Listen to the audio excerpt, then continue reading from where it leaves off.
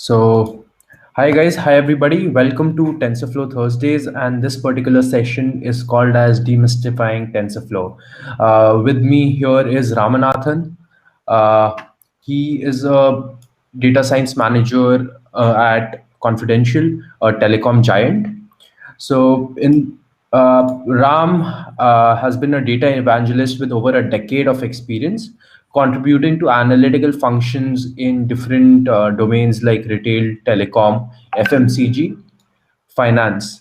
Uh, and he has extensively worked on various statistical modeling and machine learning models. He's a vivid follower of business strategies and geopolitics. He loves work mentoring individuals on various platforms as well. So you can reach out to him if you are interested in in a project and you want some help. I hope that's completely fine, Ram. Yeah, that's fine. That's fine. Yes. So TensorFlow Thursday is a new initiative by TFUG Bangalore. So we are a community for machine learning enthusiasts. And it's not just about TensorFlow, but we talk about everything in general about machine learning and artificial intelligence.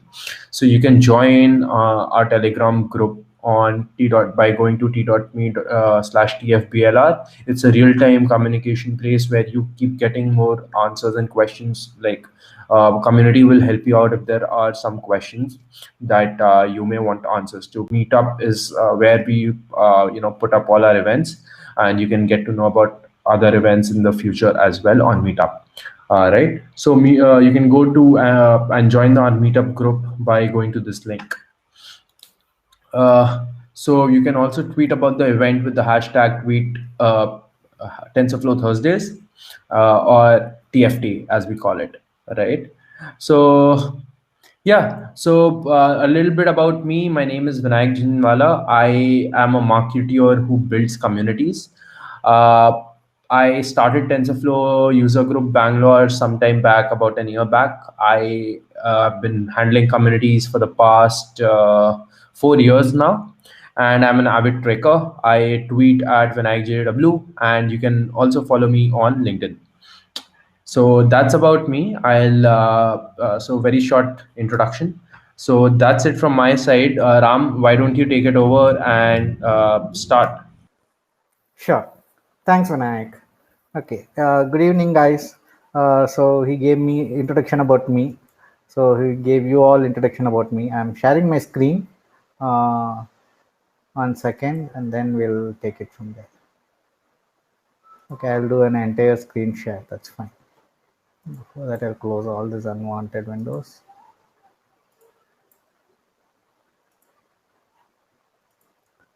Okay, entire screen share.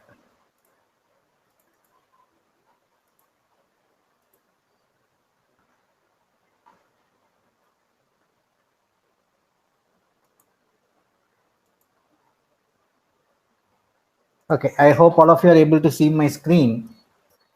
So, brief background about me. I have about 15 plus years of experience working on different kinds of data. Mostly, predominantly, it was all structured data. Of late, few new data types like images and some signal processing data I have worked on. So I came across this TensorFlow. TensorFlow 2 version came up. I was looking to learn TensorFlow 2. So you are able to see my screen, right? I hope. So Vinayak, you are able to see my screen?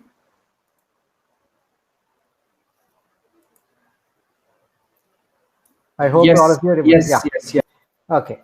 So this TensorFlow, I was learning the older versions, 1.x versions. Then this TensorFlow 2 came. Then I thought, okay, I will be using more and more of this.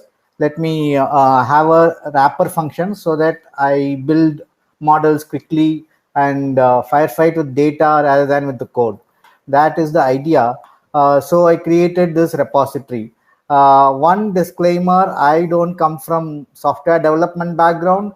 So my coding standards are a bit here and there. So please bear with me. But this is a working code and there's a lot of scope to improve the code. A lot of scope contribute. I hope you take it over and contribute it. So this is the GitHub link. If all of you can open it, I hope I can, or Winward.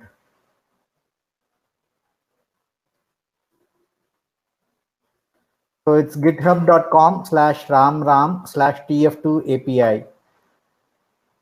I'll put it in a larger font in Word.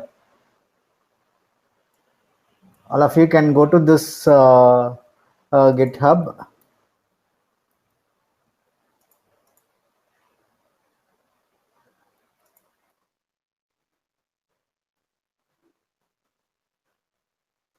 So this is the GitHub link.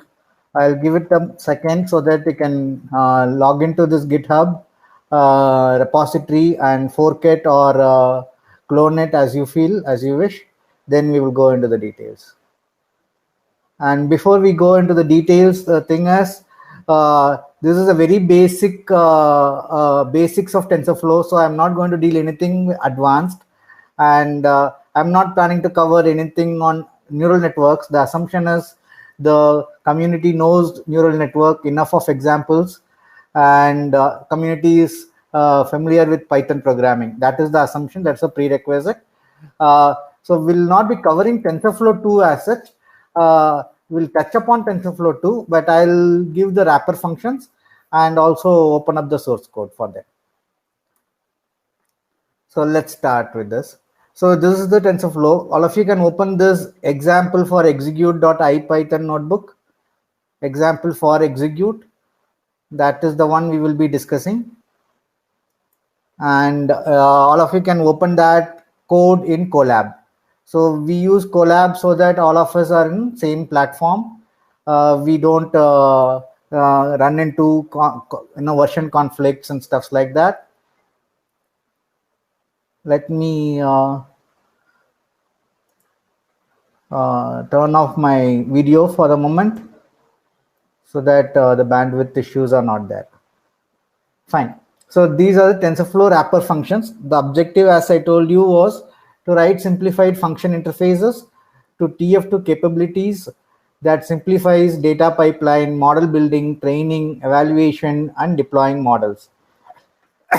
So if you have used TensorFlow 1.x versions, then these things will look like a leap forward. Otherwise, if you're a fresher learning TensorFlow, then you are in good place. So don't worry about it. So the new features in TensorFlow, the main thing is the eager execution by default. TensorFlow 1.x did not have eager execution. It had lazy execution and all the problems that comes along with that. And in TensorFlow 1, Keras was not part of it. Henceforth, Keras layers were not there. But in TensorFlow 2, you can build your network, build your model with Keras layers and models to manage variables. In addition to Keras layers, you can use the TensorFlow traditional model building layers also. And TF data.datasets to stream the data. So this was there in TensorFlow 1.x as well, but TensorFlow 2.x has a lot more features added to this. We will not go into the details, but the code is there. You can take a look at it. And in TensorFlow 1, there was autograph feature that got simplified as to tf.function decorator. That basically does the graph execution for us. And more on the above in this link. This is a very good link. I learned a lot from this link. So please go for it. So let's start with executing the first cell. First cell is checking what TensorFlow version we have. So this is the thing, and import TensorFlow.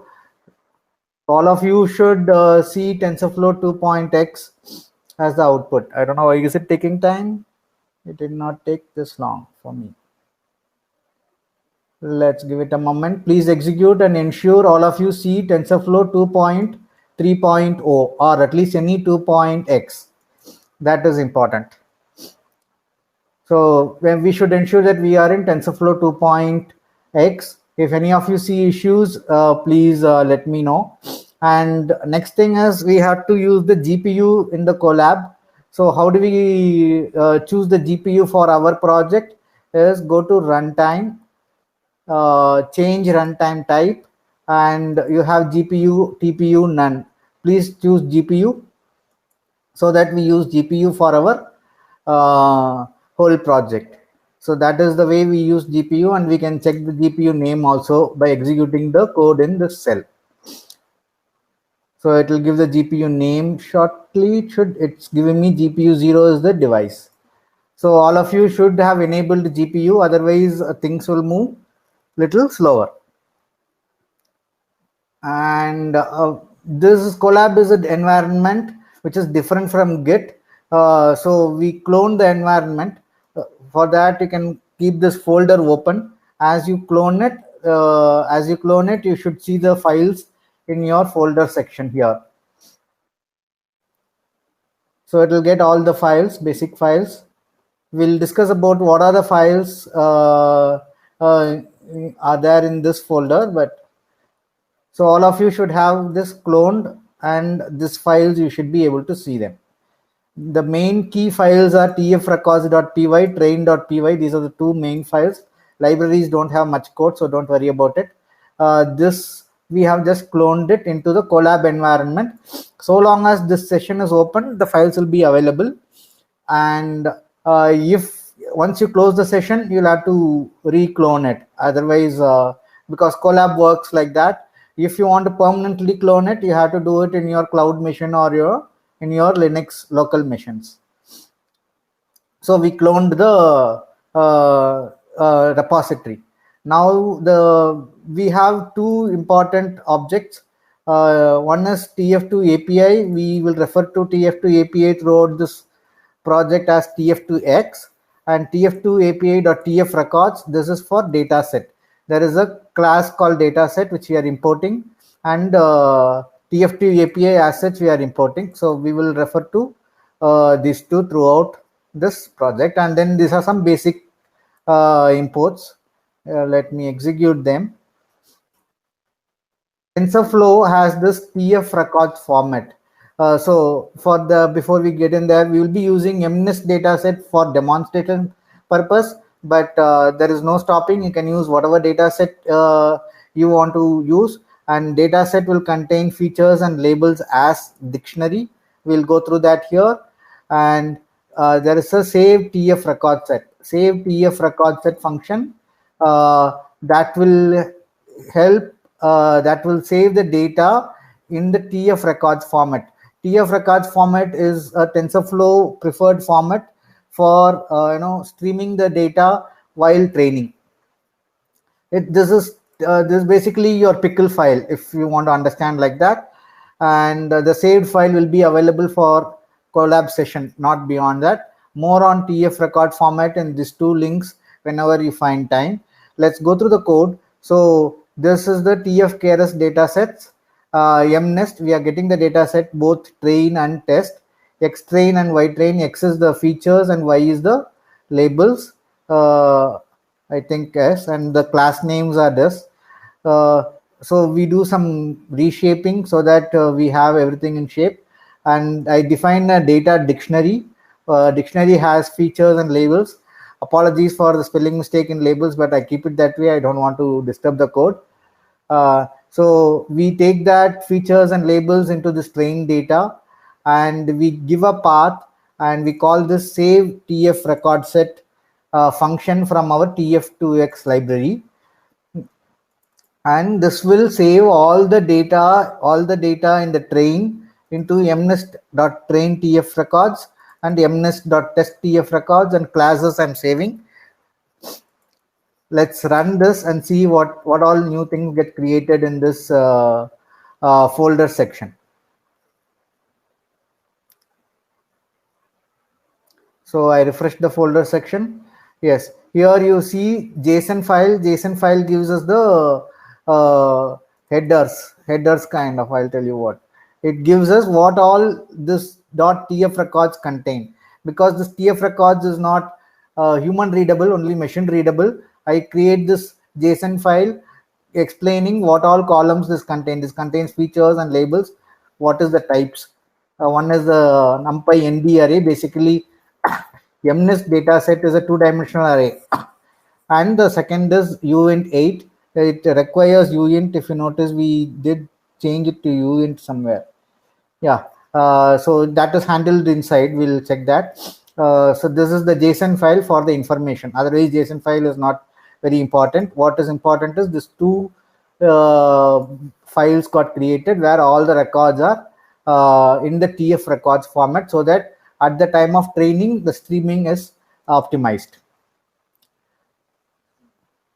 And yeah, let's move on.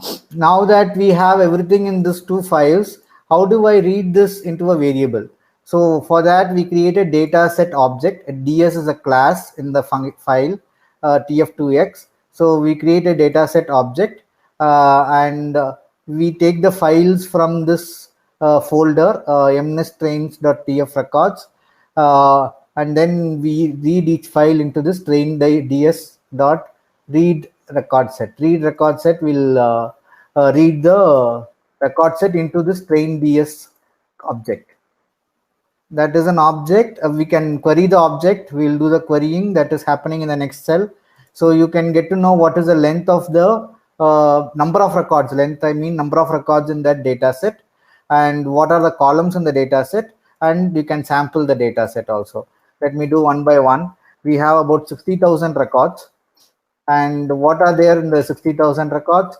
Two columns, features and labels. In addition to features and labels, I got few more data, that is what is the depth, height and width. So it is only, it's a two-dimensional data, so height and width is sufficient, but for the operations we need the depth also, so I gave it as 1. So this 3 information is there. In this, for this particular purpose, this is hard coded. We can generalize this a lot more, but here it is hard coded. We will check the code shortly.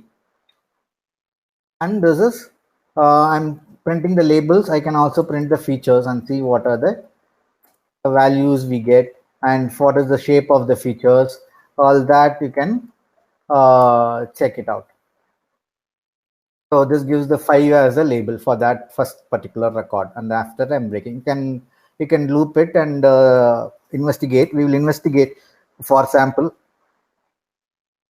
Now I'm loading the test records into test ds. Now we have in memory. From the file, we got the data in memory, that is train ds and test ds, and train ds.ds will give us all the records, whereas train ds.length and columns will give us the information about the records, metadata. Let's do sampling. Sampling. Yep. Sorry to disturb you. I just wanted to once ask all the members if they are able to follow. Right? Yes. Sorry, I was rushing. Yeah. If any challenges, we'll. Yeah, there are some questions. Sure. Pratibha is asking. There's a question. She's facing an error. Yes, GP, if GP, select GPU if not already selected. Yes, select GPU if not already selected, and that is the device name. GPU 0 is the device name. So it ensures, basically it says, yeah, you are on GPU. That's what the question is. Yes, you are on GPU. That's fine. When you get GPU 0, you are good. If you don't get GPU 0 or 1 or 2, then only you have challenges. So any other questions? Also, can you post the Colab link on chat? Colab, you can open it from, you go here and you click on open in Colab, your file will open in Colab. All that you have to do is, example for execute.ipy notebook. It would be good, Ram, if you can post this link itself in the chat window for everybody to see. Sure. And this is the file I'm working on. If you go to this link and open in Colab, it will open the Colab for you. Open the whole file in Colab and you can execute them one by one. So guys, if there's any problem, just feel free to ping message over here, right? Ram, it would be good if you can, in 5 minutes or so, just Sure. take a quick look at the chat window also. Yeah, I will do that. So okay. I see Ravi. I see Ravindra has asked how to choose GPU in Colab. So go to Colab, there is a runtime option. In runtime, change runtime type, and you have the settings. You can use GPU, TPU, or none. None is CPU, but we need GPU. So we choose GPU and save it. That's it. And when you do that, it will restart the, you may have to rerun it from the beginning. And any questions so far? So far, I have any questions in whatever we have discussed so far? TF records.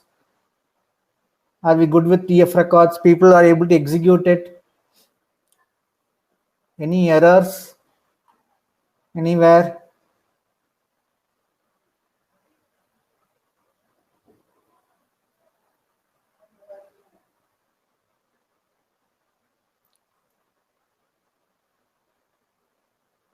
If all of us are good, okay, there's a direct message as well. Okay, sure.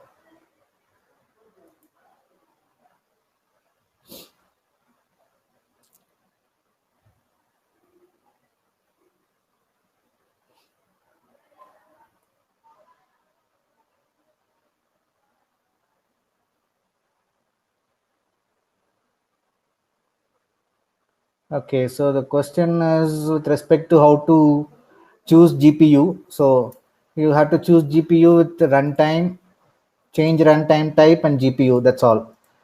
There is nothing strange about it. And if people are able to see this GPU information, which means they are on GPU, it will give you a device ID, GPU device ID. If you don't have, you want to play with it, you can play with it. Remove this to none, move this to none, and execute the same one. It will give you no GPU found. So that's the code here. It's expected to give no GPU found. If no GPU, if it is found, it will give you the device number.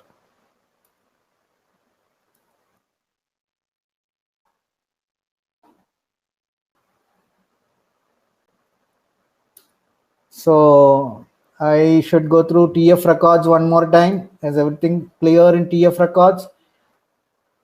TF records, it takes the two-dimensional data, basically features and labels. And in the code, I have hard coded it for two-dimensional data. And the two-dimensional data will give what all columns. It will take the two-dimensional data and it will create this. In addition to features and labels, it will create height and width along with the depth. Depth is hard coded as 1. And we stored all the records into TF record format, stored in the files. And from the files, we read it into the memory by calling the DS object. So we created a DS object, one for test, one for train.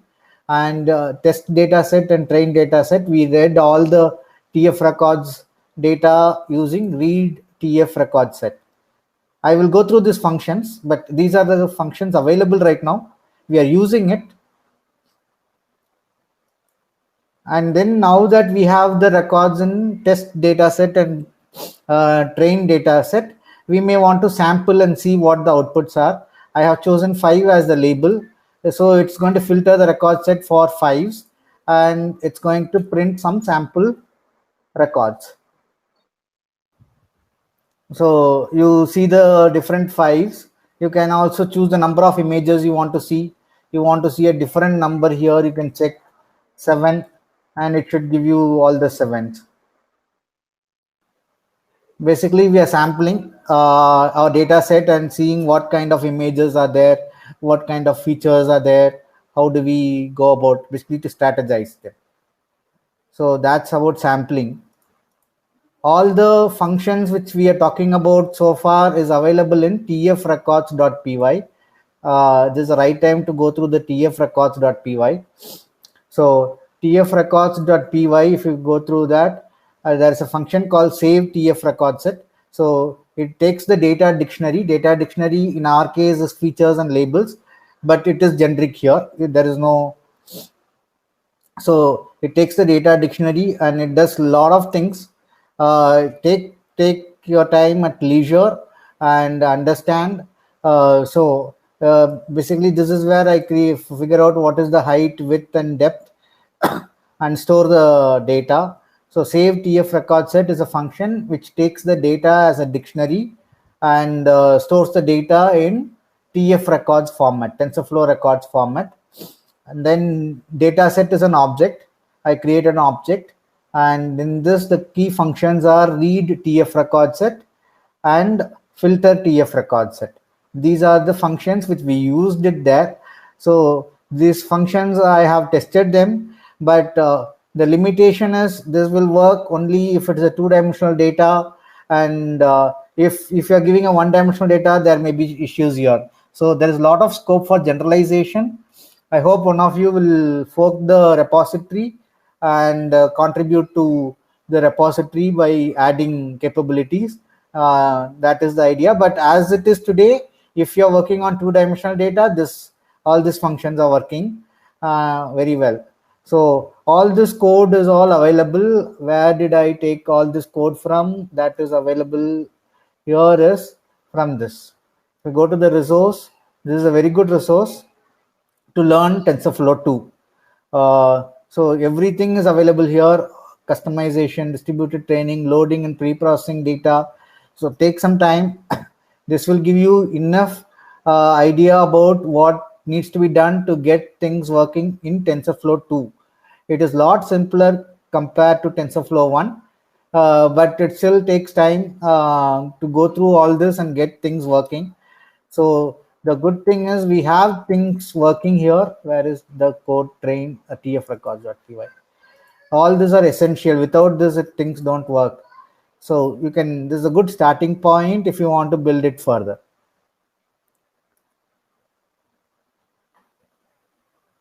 If you want to build it further. So no questions. Let me move slowly to the next level. So far we only worked on data set. We got the data set. We converted the data set into TF records and saved it as a .tf records file. We read from that. For reading, we created the object called dataset object, and in the dataset object, train ds and test ds, we have the details of the data. What is the number of rows or number of records, what details are available, and what are the features and labels. Model building. This is the Keras layers. If you are familiar with building models in Keras, this is something which you know, which you should be familiar with. So here, this is a framework which I have decided. We should have the model as a function. If I have 10 different models, I can have 10 different functions. Call the function whichever I need at the time of training. So that's the reason I wanted to make it into a function. So I call this a model as a function. The model building could be sequential or functional in Keras. This is an example for sequential, but we will also look at an example for functional APIs. The model can also be built using the TF layers instead of Keras layers. There is an example, in the coming cells. So we'll take a look at that also. The model is returned by calling the function. If I call this function, it's going to return as model. That's the way it is designed. And the advantages of making a model into a function is that I can parameterize it. I can pass a list of parameters and then build the model for me. So I can have one function build 10 models. That is the idea, but we have not gone till there. We can also take a look at the summary of the model. Basically, it's a text form of the model. And we can also look at the plot or a pictorial form of the model. Let me execute this. You can check this now. So what are the layers? What is the output shape? Number of parameters, what kind of layers and stuff, total number of parameters, trainable, non-trainable. And then we have this picture form of what the network looks like. So this is a sequential coding of the neural network or the model. We can also do the functional one. We will take a look at it little later, not right now. So that is the model. I hope people are familiar with the models. model building. Okay, one more. That's something I assume, so I'm not deep diving into how to build a model. Just the information is model is a function for our purpose. Then next comes the hyperparameters. So we'll come to this text little later. This is the train object we should create from the TF2X. And I named the object, I named the training as a first training model. And I call this function here. So this is the model. Basically, this function I'm giving a call. This function I'm giving a call. So I name it. I give some name first as the name, and I decide number of epochs. I need 30 epochs, and what should be the batch size, and then where the log should be stored, and then what the learning rate should be. So the key here is learning rate. Learning rate, this is the peak learning rate. Let me put it in this order. LR underscore peak will give the peak learning rate. And the learning rates is, we can choose to keep it constant throughout, or we can cycle it. What cyclic learning rate? Cyclic learning rate is something which you can look at it in these links which I have given here. If you are new to cyclical learning rate, let's understand some kind of a cyclical learning rate. Okay, it's taking time.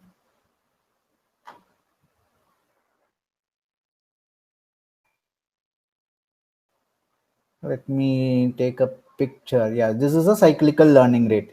So the peak learning rate in this case would be 0.010 is the peak learning rate. So we start with the peak, we decrease the learning rate to 0. Again, we jump to the peak. Again, we decrease it. So we repeat this as a cycle again and again. There are more kinds of cyclical learning rates.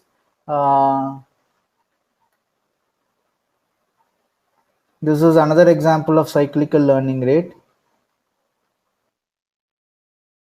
Yes, this is, we linearly increase the learning rate from 0 to the peak, and then we linearly decrease it, linearly increase it, and linearly decrease it. So 3 times we repeat it.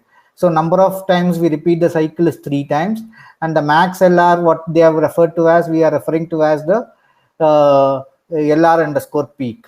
So this is another one. So this is also a similar example. Let's go back to the example. So what we have done is, we have a constant as a mode. You can choose the constant as a mode, and step up, step down are the ones here. So for step up, LR will start with high learning rate and decay. Again, it repeats the same pattern. Number of times we want it to repeat. We want it to repeat 3 times, it will repeat 3 times. And similarly, if step down is, it will start with the small learning rate, it will grow, again it will go to 0 and it will grow, again it will go to 0 and it will grow. So that's the step down. Angled up, basically this is step down, and then it will go step down, step down. Oh no, sorry, this is step up. It will start with the high learning rate, it will go down, step up, go down, step up, and go down. The step down is the inverse of this, and angled up is something like this. This is the angled up. Basically, start with 0 and form triangles. That is the angled up. Angled down is start with the peak and form triangles. So these are the ones which are right now coded. Okay. So these are the ones which are right now coded. Read about cyclical learning rate, and it's dynamic.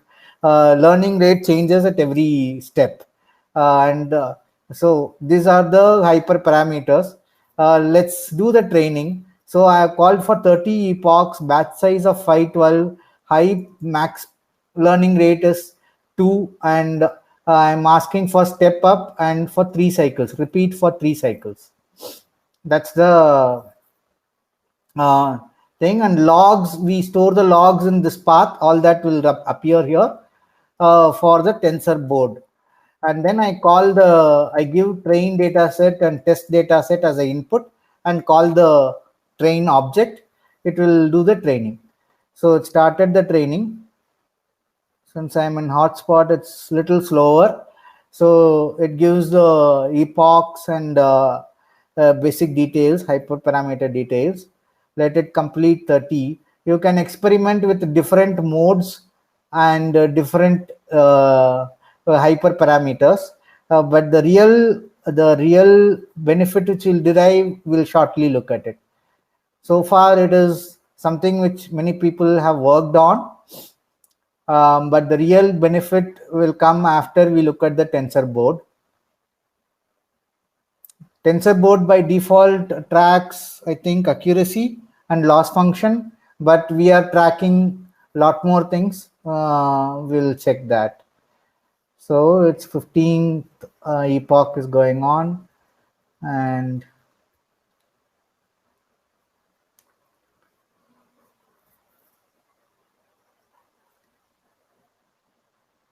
so any question on the hyperparameters, you can post it. I can explain the hyperparameters.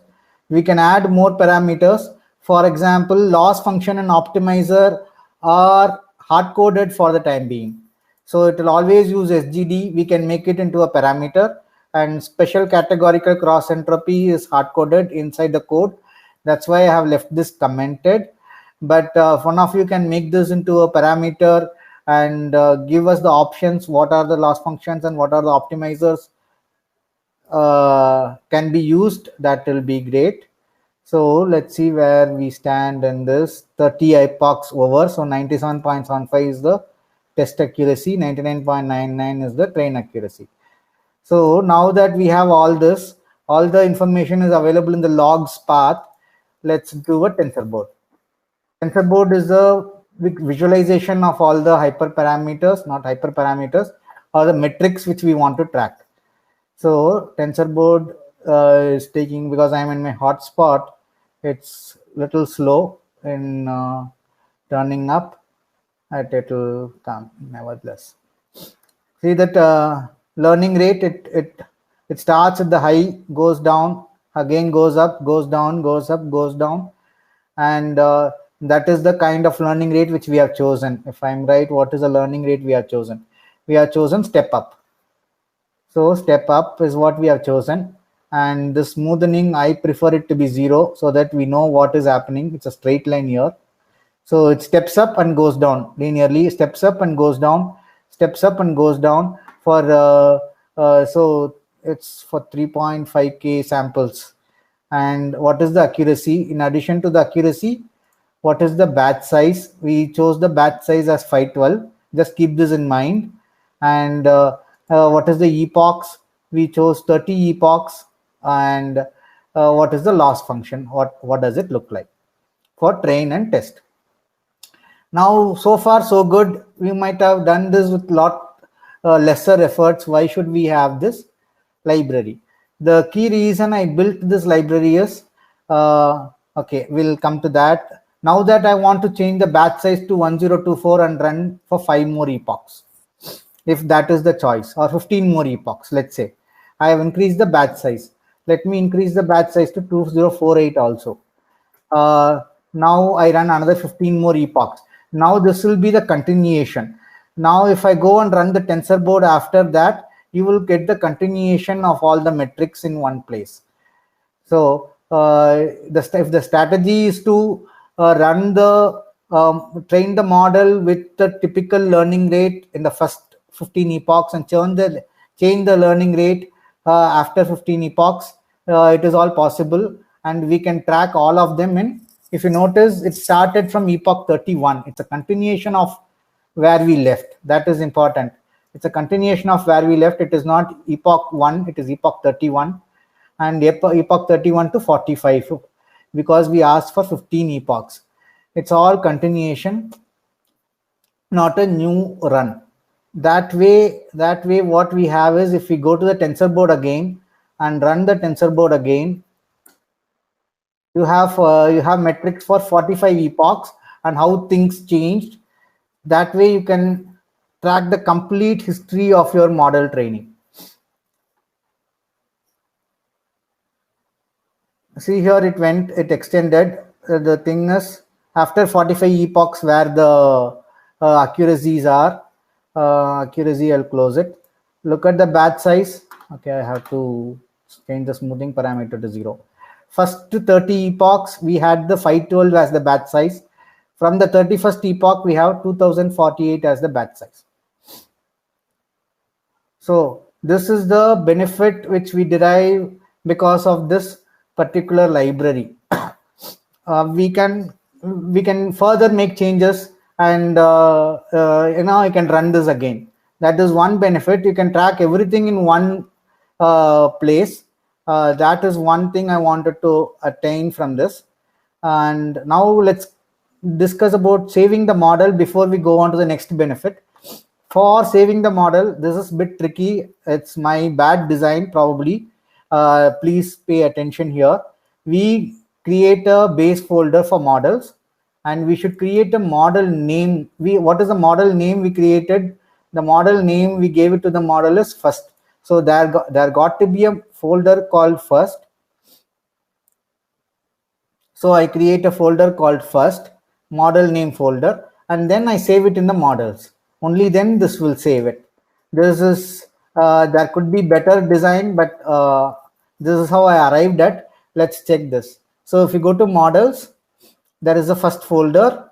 Inside the first folder, we have the parameters saved in first.h5 and all the values in pickle.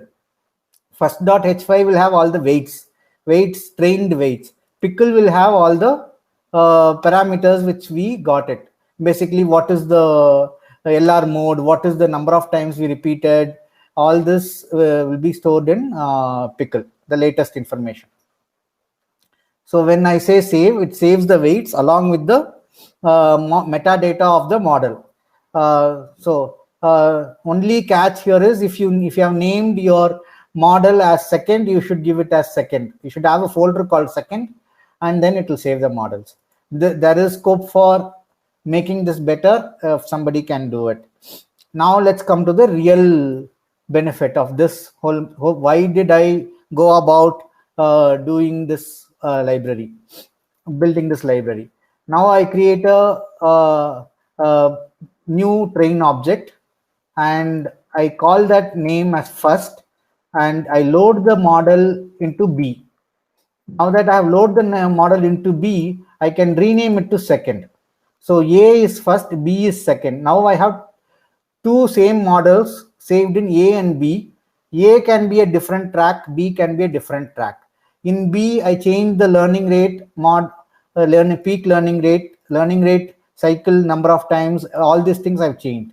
Now I can in parallel run the model. So I have taken a branch from a checkpoint. That's the key idea here. One thing which I didn't do is I should get the log path. I should give a different log path for this. So I give a different log path for this. B dot log path is equal to, let me call this logs1, so that we know what is happening. Now I have branched it into a different one. If you notice, it started from 46th epoch. I am training for another 15 epochs because that is the latest saved number. So from 46 to 60, it will train it like this. And all the logs will be available in logs1. This is the main reason I want to have a checkpoint and branch it, run two things in parallel and compare the output and choose one and further branch it. That is possible with this kind of library. That is the reason I started building this library. I attained the objective to an extent, but a lot more scope for improvement. I hope somebody will take that forward. So we change the logs to logs1. Let's check if there's a logs1. Yes, logs1 should show the one for the B. I did not test it. I hope this works. Now we should, okay, no dashboard. Something has gone wrong. I think in logs itself, it should have.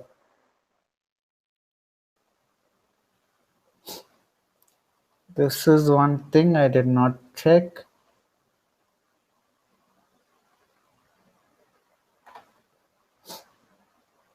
Okay, things have gone little haywire, but it shows still 60. It is still showing first, not the second. I will check this. I'll check this and update this. That is the idea. So you have a branched model here, branched training. That is the reason. So one question by Pratibha Sure. Ramanathan is, could you brief up on checkpoints? Okay. So, Checkpoint. Ramanathan, along with that, one more thing. We are closing in on the 9 o'clock mark. Okay. You have 10 minutes. So just wanted to give you a head. Sure. I'm also almost done. I'm also nearing the saving models. So checkpoint is a very standard term in machine learning, neural networks especially. I have actually borrowed the term here. Checkpoint is the stage of the model. Let's say you have trained the model up to 30 epochs. You can save the model at 30 epochs and then train for further 15 or branch it there. That's what I call it as checkpoints. Is that answering your question? Did I answer your question? Is that clear?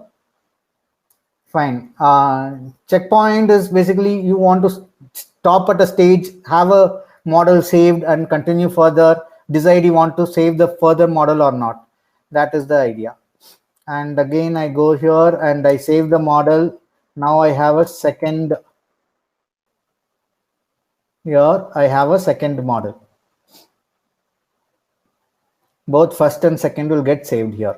So there is scope for improvement here, but let's check this.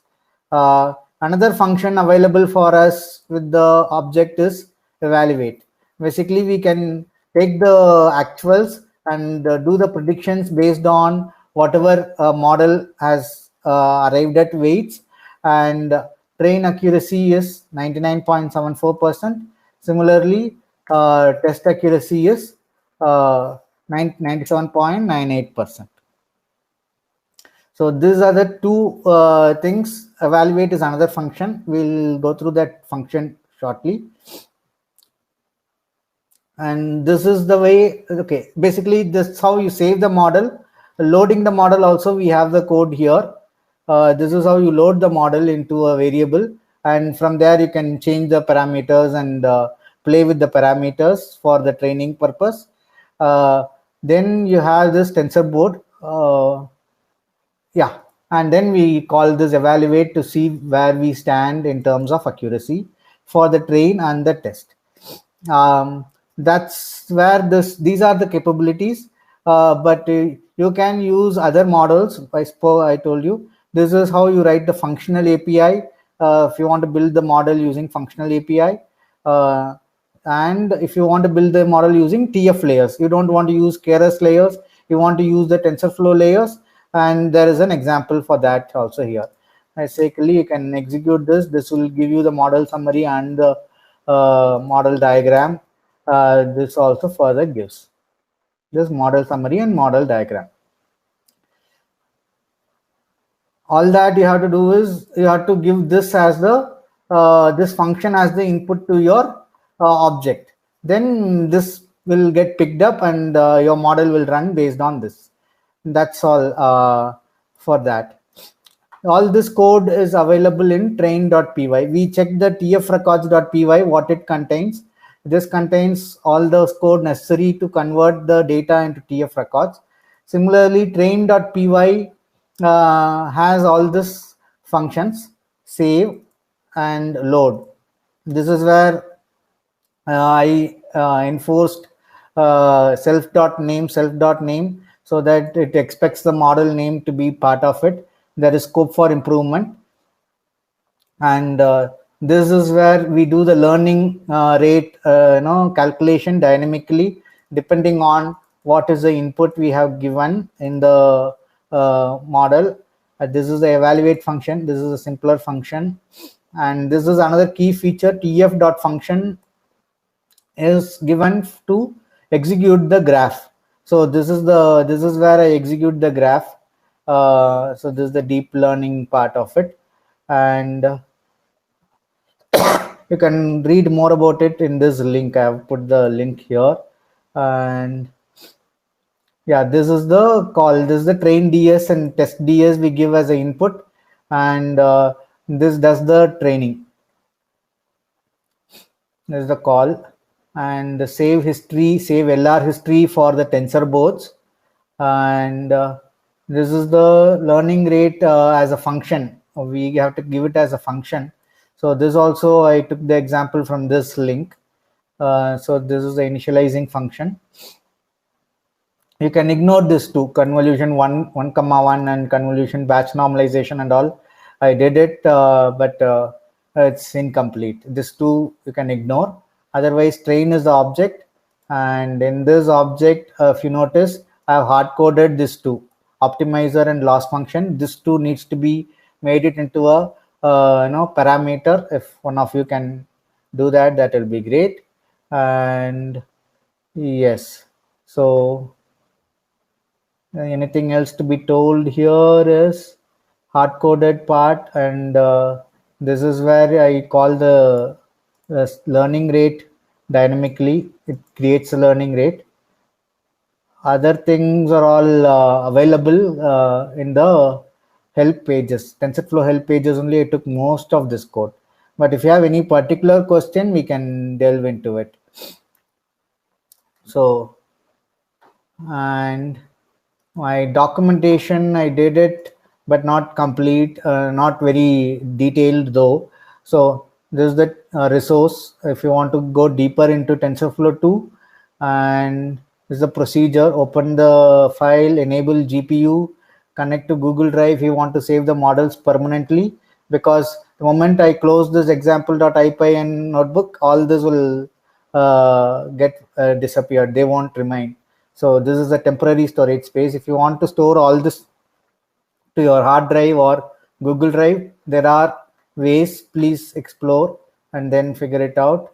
And these are the source files and functionalities, train.py and tfrecords.py, what class and what functions they have. I have given a one-line description, but definitely I can do more on this.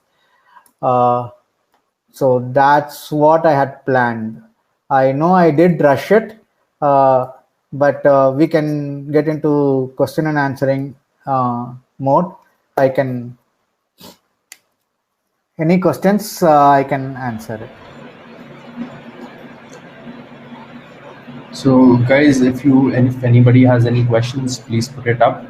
Ramanathan, thank you for all the great such a great session. That was a message by me, so we can leave that message, I guess. Thank you. It's thanks for the opportunity. I thought this will help people. They have some code base. TensorFlow code base is there, and also some capabilities, functional capabilities also are given. Good starting point if people want to explore it. Definitely, it's a great starting point. I was listening. I learned a lot, even though I'm not a techie. I still learned a lot. So great session, So, Ramanathan. any questions, guys? We'll go for them. Sure.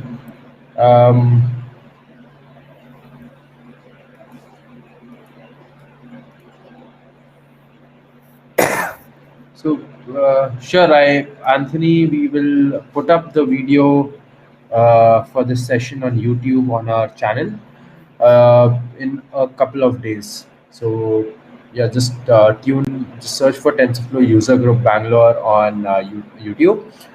You can find everything over there. You can also, we will give like the video, the link is posted first on our Telegram community, so you can join that. It's t.me/tfugbLR, and you can find the link 1 day in advance on that particular group. It's called TensorFlow Bangalore Group. Great. So Ramanathan, doesn't look like we have a lot of questions. I think everybody understood everything, right? Cool. Pratibha is saying that she's looking forward to more such 2 hour sessions. So I think you were a hit, right? And guys, we so just let's would love to close the session by saying that by giving a vote of thanks to Ramanathan, and we also have these. Sessions, TensorFlow Thursday sessions that we have started every alternate Thursdays. So stay tuned to our Telegram and Meetup groups for more information. Right. Uh, so stay safe, stay indoors, guys. Thanks for being part of this meetup. If you have any questions, please do shoot it on the Telegram group. We can take it up over there. Thanks all. We are ending on time, which is super cool. Thank you, everybody. Thank you, Ramanathan. Thanks. Thanks, So guys. I'll end it. Have a good night. Yeah. You guys also have a good night. See you guys. Bye bye.